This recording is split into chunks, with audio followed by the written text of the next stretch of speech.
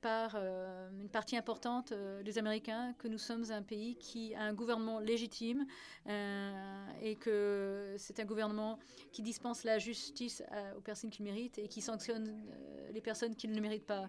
Et c'est seulement sur cette base que la stabilité des États-Unis pourra continuer à perdurer. Pour finir, une dernière question avant de passer la parole à la salle. Je vois qu'il y a déjà plein de mains qui se lèvent, mais peut-être une dernière question pour voir comment, à votre avis, s'articule le paysage entre l'université, les médias et l'avenir de la démocratie. C'est-à-dire comment finalement on peut... Alors, apparemment, ce n'est pas l'université qui viendra forcément au secours de la démocratie, mais est-ce que les changements démocratiques extérieurs peuvent venir cette fois au secours peut-être de l'université? Jean-François?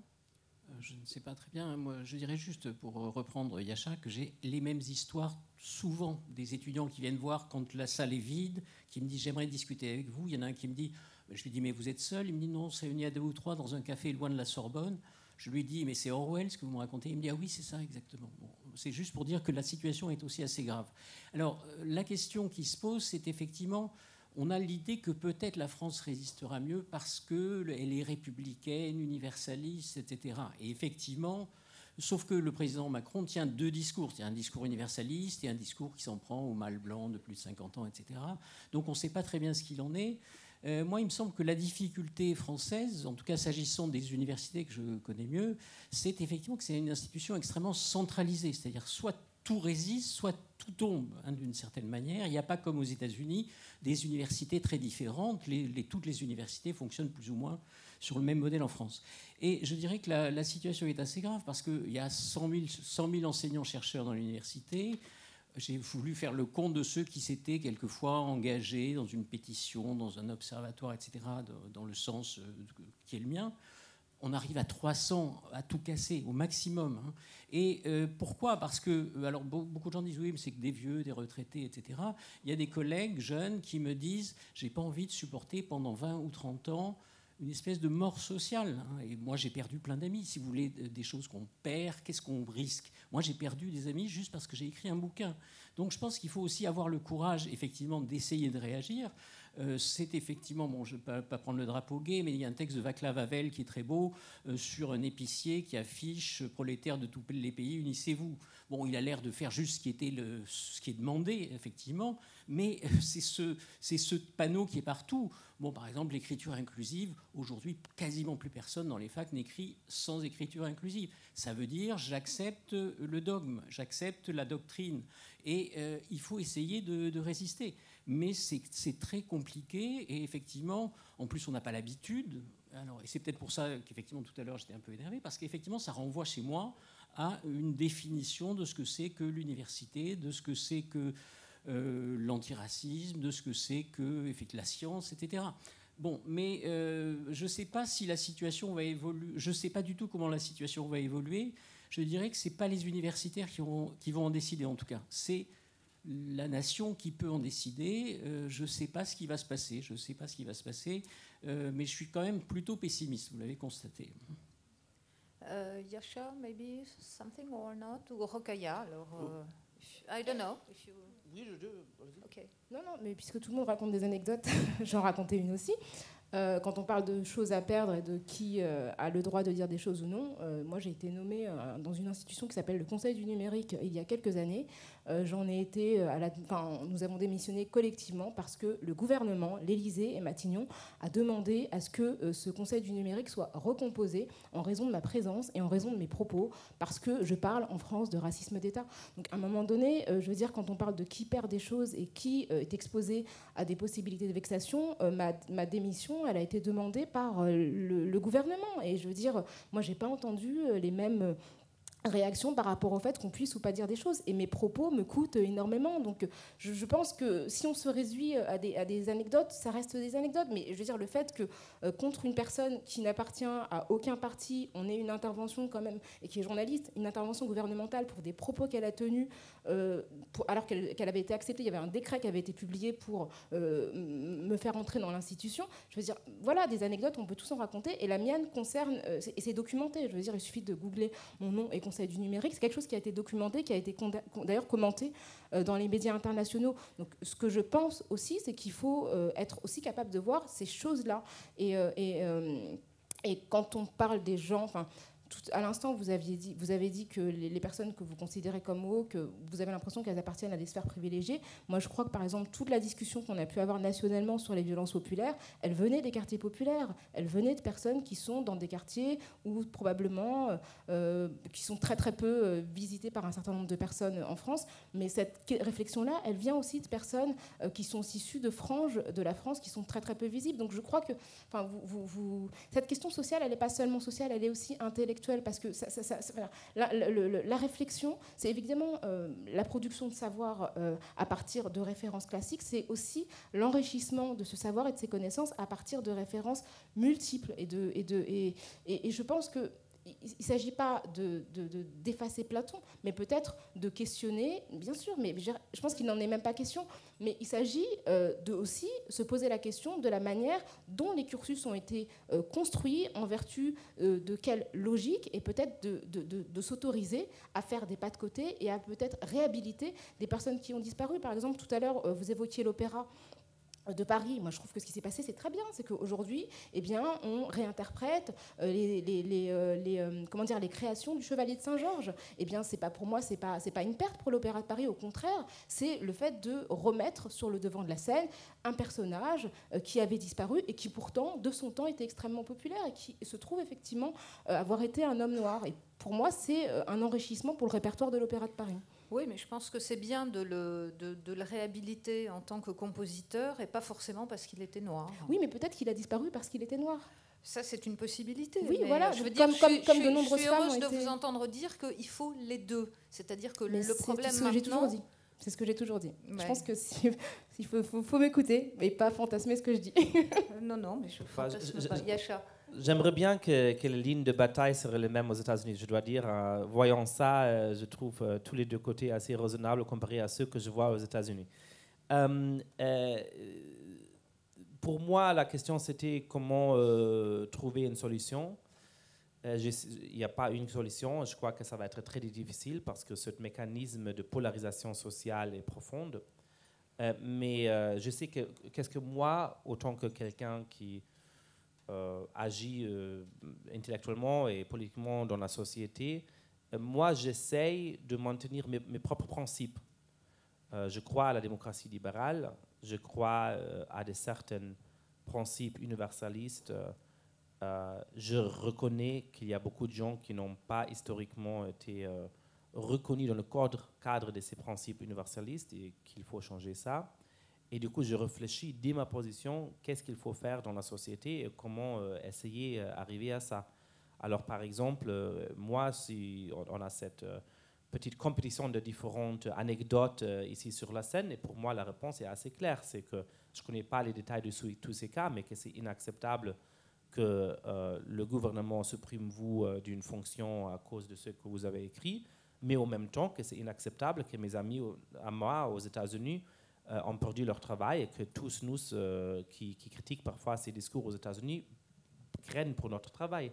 La réponse à tout ça n'est pas de dire là il y a un problème, là il n'y a pas de problème, c'est d'avoir le principe de la libre parole, de pas juste la libre parole légalement, mais de créer une culture dans laquelle nous tous ayons vraiment la confiance de discuter sur ces thèmes. Parce que ces thèmes desquels on a parlé un peu aujourd'hui de manière méta, mais pas vraiment, les thèmes des races, des genres, de classes, sont extrêmement compliqués. Et les réponses ne sont pas évidentes. Mais on va juste trouver la vérité, le savoir sur ces thèmes, et on va juste résoudre les vrais problèmes dans la société si on peut avoir une conversation honnête là-dessus. Et ça n'est pas possible si soit un côté, soit un autre côté essaye de supprimer de différents points de vue. Et alors, du coup, pour moi, l'important, c'est de se battre pour ses propres principes et pour les principes que j'espère on a tout en commun, comme la libre parole, qui permettent ce débat de se dérouler. Merci beaucoup. Arthur Melick, maybe a word of conclusion.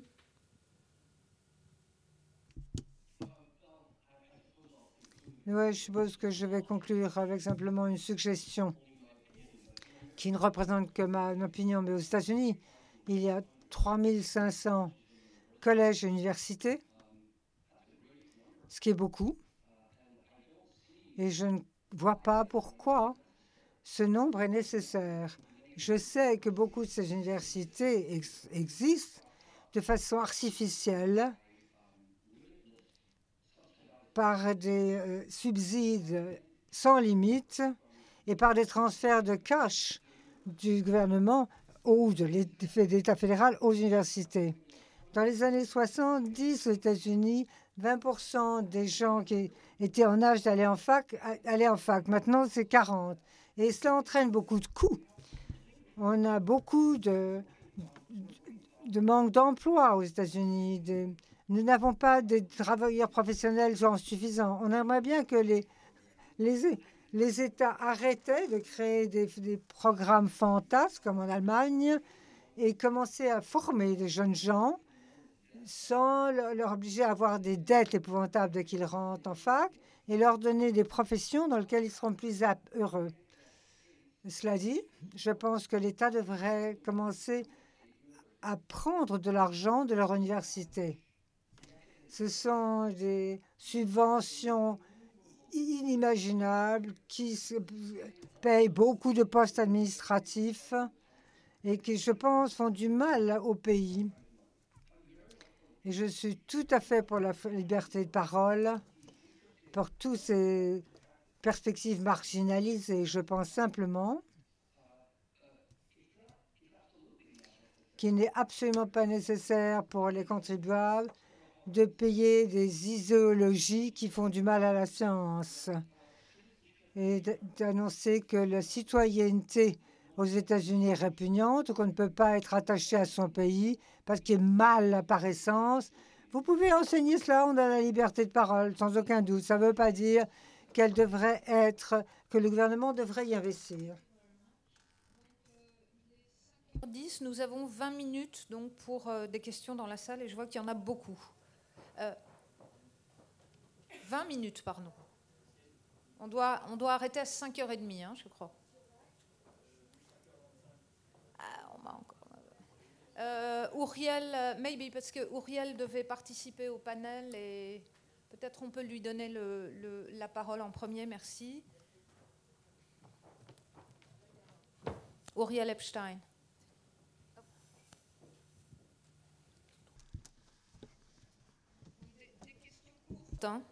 Je vais essayer, bien sûr.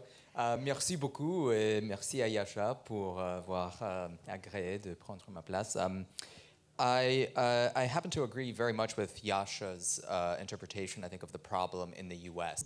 Je suis tout à fait d'accord avec l'interprétation de Yasha aux États-Unis, où Yasha a décrit dans mes propres mots ce que c'était l'université. Mais une des choses qu'on n'a pas discutées sur ce panel, qui est l'émergence de nouvelles idéologies conflictuelles, c'est l'issue des politiques identitaires à droite.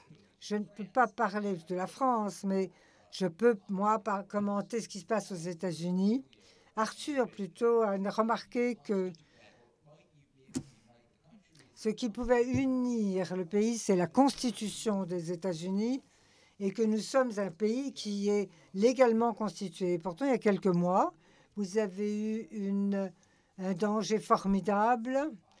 75% du Parti populaire a refusé d'accepter les résultats d'un vote populaire, libre et juste, ce qui évidemment est contraire à un pays constitutionnel et juridique. Il y avait plus de 60 procès qui ont été lancés tous à perte, Et il continue encore à avoir un pourcentage de la population très significatif qui est certain que les élections étaient faussées. J'ajouterais que depuis 2015, il y a eu 250 attaques extrémistes, 90 morts, et alors qu'en même temps, il y a eu 66 attaques de l'extrême gauche pour 19 morts. Donc ma question est la suivante. Ces deux politiques basées sur l'identitaire s'influencent-elles les uns les autres et quelle est la nature de cette politique identitaire de droite? Je pense que vous avez parfaitement raison. C'est pour ça qu'il est important qu'on s'assiste sur les principes plutôt que de laisser place à l'improvisation. La culture cancel dépend de la nature des institutions dans lesquelles on est. La plupart des institutions neutres qui avant étaient ouvertes à tous ont été occupées par la gauche, les universités, qui est la fondation les médias, etc. Mais il y a bien entendu des institutions très importantes qui sont également de droite et qui ont aussi peu de tolérance pour les désaccords qu'il y a à gauche. Donc, si vous êtes travaillé aujourd'hui dans un think tank, vous pouvez parler de façon... Vous affirmez que Joe Biden a été élu légitimement comme président des États-Unis. On peut perdre son boulot. Maintenant, l'idée n'est pas de dire quelle est la vérité. On veut une société dans laquelle on a des institutions fortes et où les gens peuvent s'exprimer la vérité sans avoir peur de perdre leur travail. Et non pas une sphère publique qui est composée des médias de gauche qui disent ceci et de droite qui disent cela. Mais plutôt des médias qui sont des reporters de la situation actuelle avec bonne foi sur la réalité telle qu'elle est et dans les buts que nous devons poursuivre. Cela est totalement absent aujourd'hui. Jean-François? Américain, que chez nous, le problème ne se pose pas du tout et tous les gens qui partagent mon point de vue, mon inquiétude, sont des gens qui viennent de la gauche, qu'on appellerait des républicains en France. Voilà, c'est tout. Une autre question? Monsieur, vous aviez levé la main, et ensuite monsieur, et ensuite madame. Josh Mitchell. Arthur, you just have to say when you... Simplement, je ne vous vois pas, donc peut-être vous dire qui vous êtes, si vous voulez vous exprimer.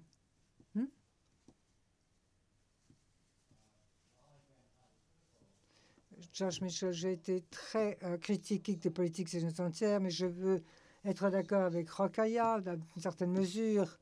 Ma thèse sur les politiques identitaires montre que l'idée centrale est la voix des citoyens. Et je pense que c'est quelque chose qui est un trope qui est assez important. Et ce que je veux savoir, c'est, une fois qu'on a décidé que c'est un trope intéressant, qu'est-ce qu'on en fait? Martin Luther King a dit, après l'indécration de l'Université d'Alabama, la raison pour laquelle on veut à l'école, c'est parce qu'on veut étudier Shakespeare également. C'est une vue tout à fait différente de celle que la politique identitaire de gauche aujourd'hui, qu'on ne veut pas étudier Shakespeare du tout, parce qu'il est l'un des coupables. Et je suis d'accord avec Arthur là-dessus. Oublions le bruit de ces dernières années. Les républicains américains existent depuis longtemps. On a fait une guerre civile. La question de fond est si la Constitution nous permet d'avoir des inclusions et des franchises de plus en plus importantes. Ce que je pense, c'est que la gauche a refusé de croire que nous pouvons faire cela dans le cadre dans lequel nous sommes. Et je crois que je suis d'accord avec Yasha, on peut faire cela. L'idée que pour avoir l'équité et la justice, il faut changer l'ordre constitutionnel vous nous entraînera à notre peur. Mais le trope est important. Quel trope? Les victimes qui n'ont pas de voix, qui sont innocentes, c'est très important. Et je pense qu'un régime libéral devrait toujours faire attention à ce n'est pas de faire que les autres se suicident. C'est pour ça que j'ai utilisé l'exemple de Shakespeare, de Martin Luther King. Être inclusif, il ne faut pas tuer Platon. Pour votre intervention, je suis complètement d'accord avec vous et c'est ce que je disais tout à l'heure. Il ne s'agit pas d'effacer ce qui est considéré aujourd'hui comme relevant de la culture commune. Il ne s'agit pas d'effacer cela, mais au contraire d'ouvrir et de permettre à davantage de perspectives d'exister. Par exemple, si on parle de littérature en France, on a une littérature classique très très abondante, mais on a aussi une littérature qui est issue des nombreux territoires qui composent la France. La particularité, par exemple, qu'on a en France par rapport aux États-Unis, c'est qu'on est le seul pays qui soit situé sur 4 continents. Donc ça veut dire qu'on a aussi culturellement une très très grande richesse qui devrait faire l'objet d'une connaissance commune. Et là-dessus, je pense qu'effectivement, on devrait se réunir autour de la compréhension et de la connaissance de cette culture très classique, mais aussi permettre à chacun de connaître ce qui fait la spécificité de la France, et pas uniquement la France centrale située sur le sol européen, mais aussi ce qui constitue les territoires qui sont en dehors du sol européen. Juste pour dire que ça, c'est vraiment un autre sujet où le champ de bataille est complètement différent ici aux États-Unis. Parce que vraiment, le champ de bataille aux États-Unis n'est pas est-ce qu'on ajoute des différents auteurs, c'est est-ce que, pourquoi lire ces auteurs, pourquoi écouter ces auteurs. On a fait ça pendant longtemps, il ne faut plus le faire. Et là, le champ de bataille est juste complètement différent. Deux autres questions très rapidement, parce qu'on a 5 minutes apparemment. Hi, thank you very much. Merci infiniment pour cet débat intéressant. Ce que je me demande et ce qui m'interpelle dans ce narratif de la discussion, c'est qu'on a l'impression qu'aujourd'hui, il y a plus de voix qui sont oppressées que jamais. On a l'impression que depuis 10 ans, il n'y a pas eu des gens qui ne pouvaient pas parler. Donc, très simple exemple, pendant la guerre froide, le professeur disait comment le communisme était génial. Il a perdu quelques amis, peut-être son travail. Ou un professeur qui disait qu'il était homosexuel a aussi perdu des amis ou son travail. Ce que je tente de dire là, et je veux être clair, c'est que chaque cancelling est mauvais, chaque effacement est mauvais. Et ce qui est le pire qui puisse se passer, c'est aujourd'hui. Et c'est un congrès où les idées libérales sont soutenues et portées au nu. Est-ce que la question de savoir qui est en train d'effacer quoi et comment créer un environnement dans le futur où il y a moins de culture, de cancel culture, si on admet que la cancel culture a existé depuis 10 ans? Tout à fait d'accord avec vous. Je pense que quand on pense dans l'homosexualité, par exemple, aux États-Unis, ce sera un programme remarquable.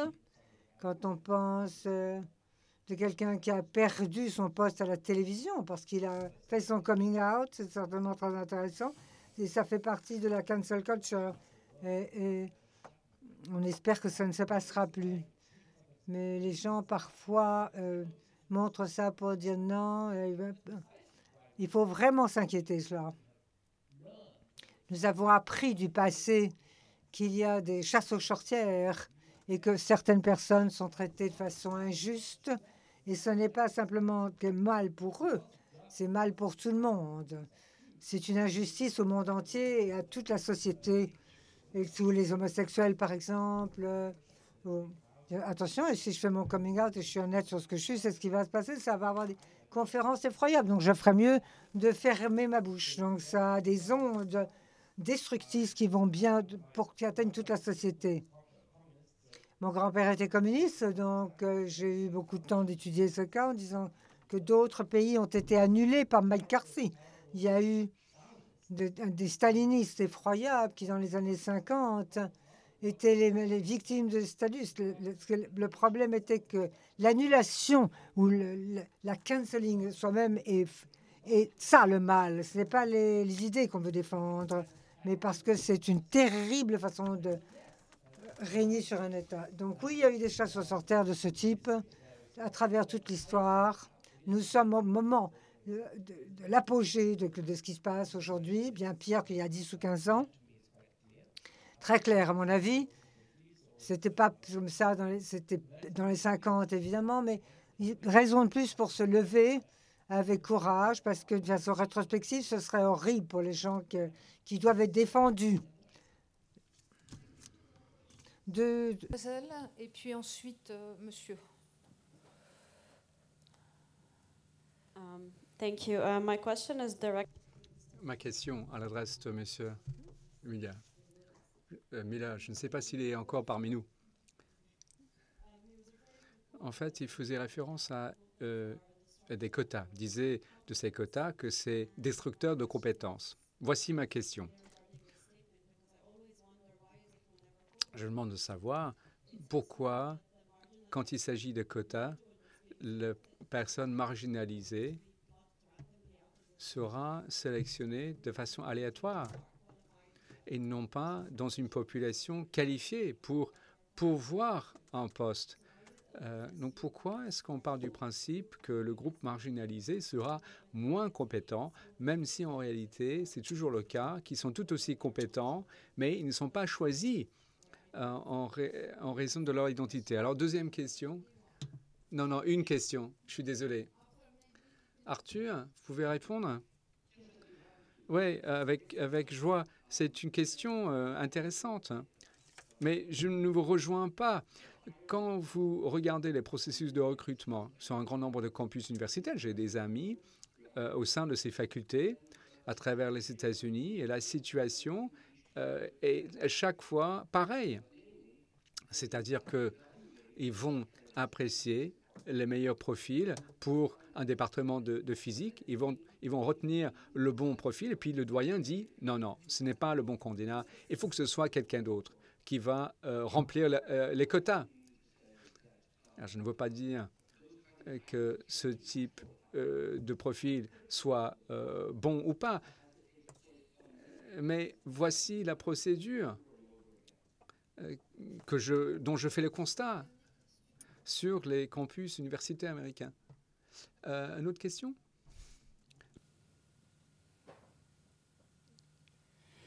Comme nous sommes pressés, ce ne sera pas une question, mais une citation d'Albert Camus, qui est un de mes maîtres, dans l'Exil d'Hélène. Les Grecs qui se sont interrogés pendant des siècles sur ce qui est juste ne pourraient comprendre notre idée de la justice. L'équité, pour eux, supposait une limite, tandis que tout notre continent se convulse à la recherche d'une justice qu'il veut totale. Est-ce qu'on laisse le dernier mot à Camus? Oui. Merci.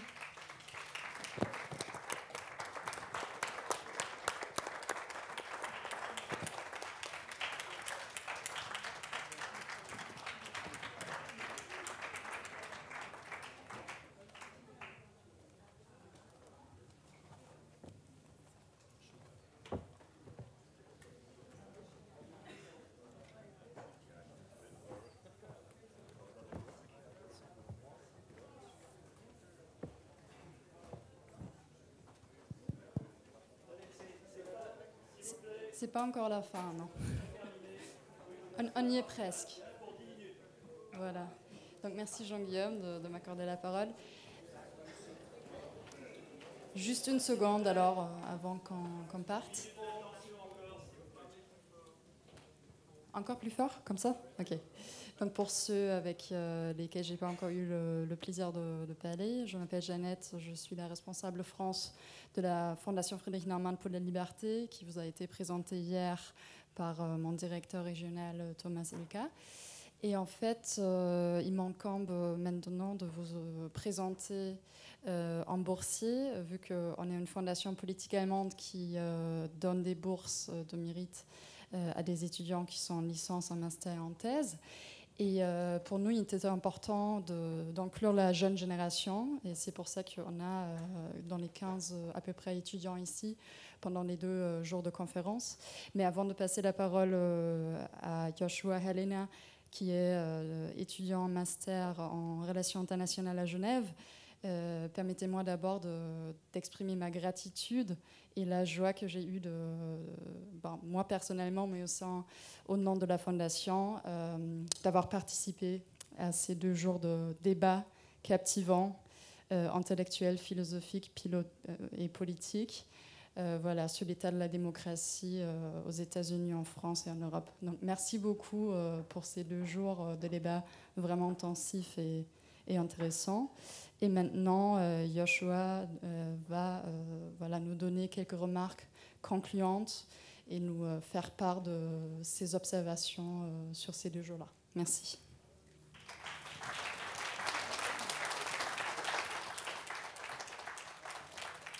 Merci beaucoup, Jeannette. Merci beaucoup à tous. Je suis vraiment heureux d'être ici et d'avoir l'occasion de parler ici et aussi d'avoir participé à ce séminaire extraordinaire.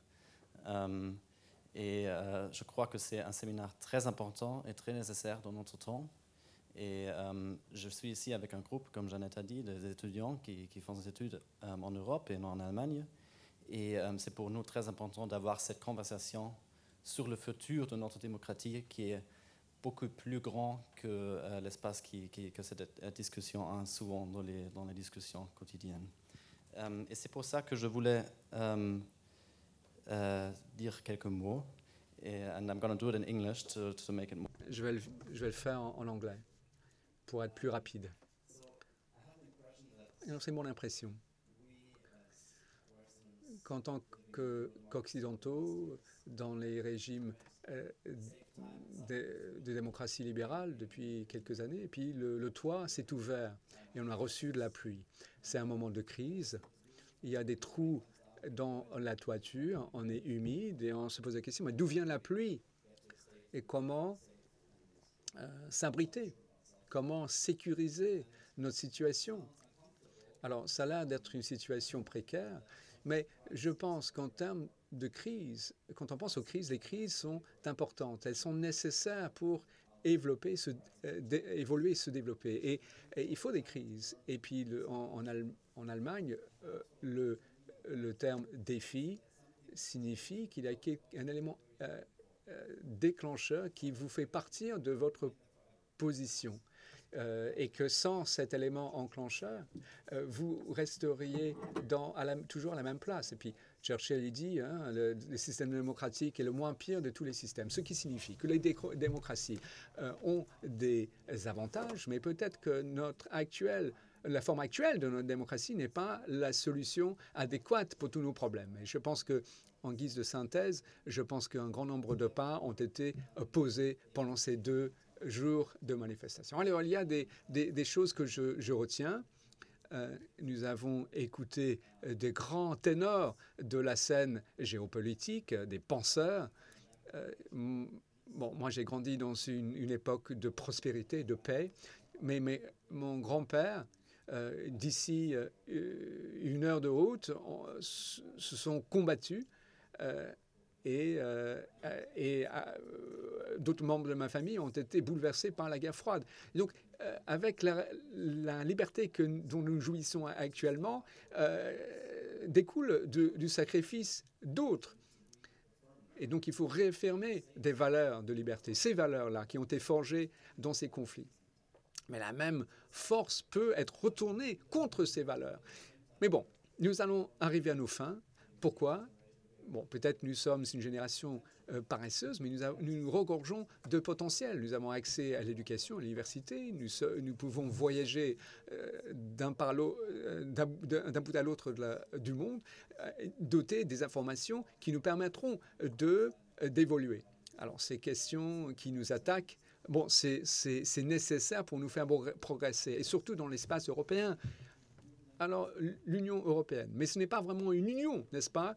Sur le papier, ça l'est, mais il y a beaucoup de désaccords sur la scène internationale. Nous ne pouvons pas parler d'une seule voix, c'est le chaos. Et si nous nous tournons vers l'avenir, on ne peut pas se permettre de vivre dans ce chaos, dans l'incapacité de prendre des décisions, si nous voulons ne pas être détrônés de notre place actuelle. Et sur l'espace européen, il faut quand même avancer ensemble, la main dans la main, et confronter les défis unis pour partager les valeurs qui sont un facteur d'union entre nous. Alors, deuxième problématique, le populisme et ce qui va se passer dans l'après-Trump. Vaste sujet. Alors, ces populistes sont là depuis 10 ans, des mouvements populistes présentent des similitudes d'un pays à l'autre, mais j'estime que nous en sommes à un moment important. Sur la scène, des gens issus de deux camps se sont rejoints ici sur cette scène. C'est une chose rare. Si nous voulons vaincre cette crise, animée par la haine, la rage, la peur, eh bien, pour triompher, il faut aller au-delà de cette barrière émotionnelle qui s'érige en surface pour creuser, voir les causes profondes. Alors hier, nous en sommes à une compréhension partagée. Il y a des causes profondes derrière cette haine, externalisation industrielle, et les gens ont connu une position de peur et de désillusion. Ils déchantent. Et donc là, ils sont en but à des populistes qui vont exploiter leur peur pour profiter de leur propre carrière. Donc il faut vraiment voir ce qui est à l'œuvre de ces dynamiques-là et à les étudier. Cela nous rapprochera. On sera sur la même longueur d'onde. Et même en parallèle, si on ne se saisit pas de ces causes profondes, on va avoir du mal. Non pas uniquement parce que ça va fomenter la montée de ces politiques populistes, eh bien, ça nous permettra de remédier à ces problèmes qui n'ont pas été adressés suffisamment. Et ce type de manifestation nous permettra de rejoindre ce territoire commun pour approfondir davantage ces questions. Nous n'avons pas eu assez de temps. Il faut poursuivre le dialogue. Et puis ensuite, les médias sociaux. Il en a été question récemment. Cela a révolutionné notre coexistence mondialement. Mais parfois, c'est un concept qui justifie ce maelstrom politique, le chaos politique. En même temps, c'est utile de regarder l'histoire. Quand l'imprimerie a été inventée, c'était un accès incroyable à l'information. Au XIXe siècle, les institutions ont été bouleversées parce qu'il y avait un accès à une information, ce qui a précipité une réforme sociale et institutionnelle. Mais cela a pris du temps. Et les institutions bien établies, dans un premier temps, ils ont essayé de censurer, d'empêcher l'accès des informations qui étaient tout d'un coup disponibles à tout un chacun. Au fil du temps, nous avons trouvé un équilibre entre la censure et la défense de la liberté d'expression. Et maintenant, avec les réseaux sociaux, nous n'avons pas trouvé cet équilibre à notre époque. Alors, nous avons laissé faire jusqu'à ce que la crise vienne. Et puis bon, il y a des personnes qui gèrent ces plateformes. Ils ont la main sur les détentes. Ce n'est pas viable à l'avenir. Donc, ce n'est pas la question de savoir si les réseaux sociaux sont bons ou mauvais. Il faut savoir quelle position nous prenons face à ces plateformes pour que ces plateformes soient bénéfiques à l'avenir. Pour ma génération, je ne peux pas imaginer mon monde sans ces plateformes. Je peux retrouver qui que je sois sur la surface de la planète. Donc il ne faut pas être manichéen pour se dire que non, que les plateformes sont intrinsèquement mauvaises ou bonnes, mais c'est la façon dont nous interagissons avec elles qui est l'élément important. Et puis, le racisme et la politique identitaire. Notre génération s'implique dans la justice raciale. Et typiquement, les jeunes ont des idéaux. Ils veulent un monde autre que celui dans lequel ils ont grandi. Ils veulent envisager des solutions pragmatiques, telles que vous avez connues jeunes. Et quand ces mouvements se développent, des dynamiques religieuses deviennent exclusives, animées des bonnes intentions peut-être pour rétablir la justice, mais cela aussi est nuisible pour les personnes innocentes parfois. Donc comment est-ce que nous pouvons poursuivre ces objectifs qui ont de la valeur? Là, quand on parle de la Russie, de la Chine et de la Chine, on parle de ces belles valeurs. Mais entre nous, est-ce que nous en parlons? Est-ce que nous traduisons ces valeurs sur le terrain? Est-ce que c'est source d'opportunités, source de tolérance? Il faut quand même regarder notre propre âme. Ces débats aujourd'hui sont extrêmement favorables à cette réflexion. Il faut quand même avoir une vision équilibrée. Et ce type de manifestation s'avère une ressource très utile, très riche pour trouver une voie partagée, pour réconcilier la pratique et l'idéal. Et sur ce, je vous quitte aux côtés de mes camarades et étudiants. Merci de m'avoir invité. La famille de Tocqueville a fait un travail remarquable pour héberger ces échanges de très grande qualité.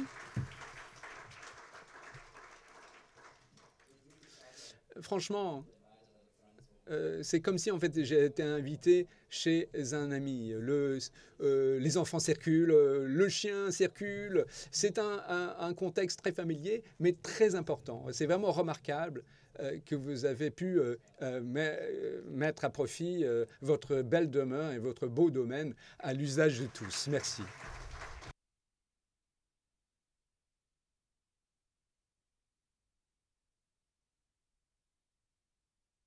Beaucoup de Joshua. Je pense qu'il n'y a rien à ajouter à vos superbes conclusions. C'était à la fois intelligent et émouvant, donc merci. Je reviendrai juste sur une chose qui nous a fait, à ma famille, à la Fondation Tocqueville et à moi, grand plaisir, c'est que j'ai entendu plusieurs fois, y compris sur ce panel, que Tocqueville était un lieu qui favorisait le dialogue. Et rien, évidemment, ne pouvait nous faire plus plaisir. Voilà, donc les conversations Tocqueville 2021 sont terminées. Je vous souhaite à tous un excellent retour. Rendez-vous pour les prochaines conversations. Et je voudrais juste pour terminer remercier nos speakers qui ont fait un travail et qui ont fait des débats formidables. Remercier la grande architecte de ces conversations qui est notre amie Laure Mandeville. Vous remercier, vous tous, d'être venus.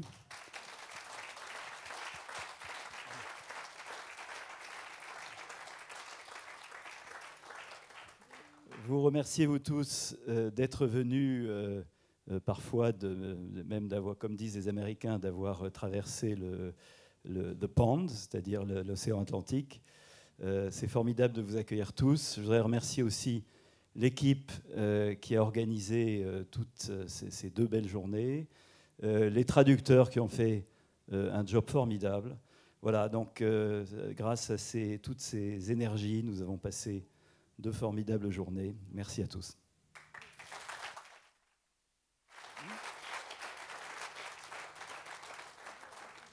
Comment ? Oui, ça c'est l'équipe. L'équipe, bien sûr, la logistique. Anne-Céline qui a fait un travail formidable pendant 3 ou 4 ans avec nous et Thibaut qui s'apprête à faire un nouveau travail formidable. Alors sur le plan...